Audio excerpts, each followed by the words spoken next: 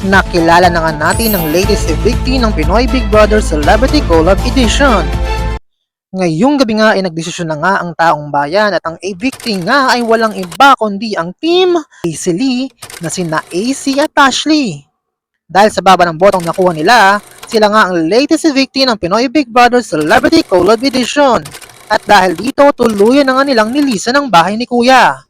Kayo, agree ba kayo na sila ang napaalis sa first eviction night ng Pinoy Big Brother Celebrity Collab Edition? For more videos, just don't forget to like, share, and comment, and don't forget to subscribe!